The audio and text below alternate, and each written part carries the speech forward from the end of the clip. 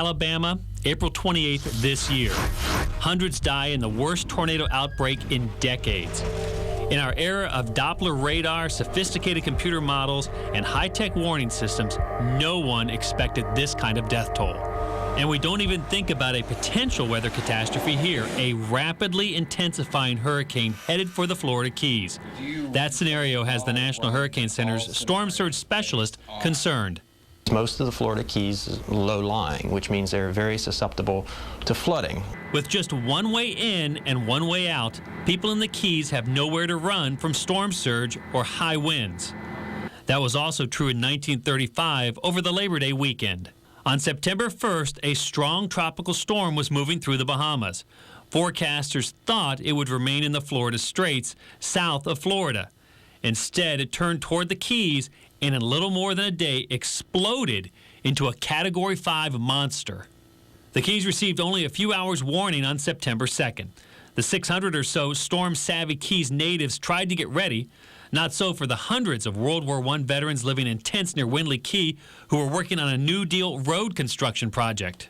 And some of them was kind of looking forward to the excitement of seeing a hurricane.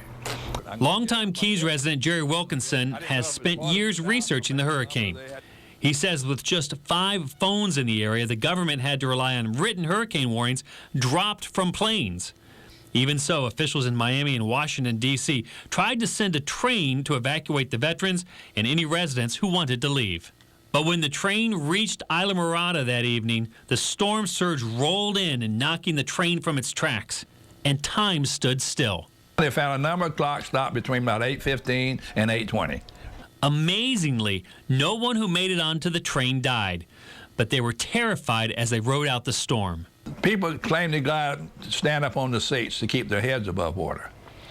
And then they went through the whole night. They stayed there the whole night. More than 250 of the veterans and over 150 residents perished that evening, nearly half of the population. Some victims were swept away as far as Cape Sable, nearly 30 miles away. In the vast devastation, many other bodies were found in the Middle and Upper Keys. They were stacked for burial or a hasty cremation. The only reminder of what happened that Labor Day weekend in 1935 is this monument in the Middle Keys, dedicated to the memory of the nearly 400 lives that were lost here when a Category 5 literally swept the Middle Keys clean. The deadly tornado outbreak that occurred recently in Alabama is a reminder to us that what happened in the Keys in 1935 could happen again. 21st century technology can only do so much.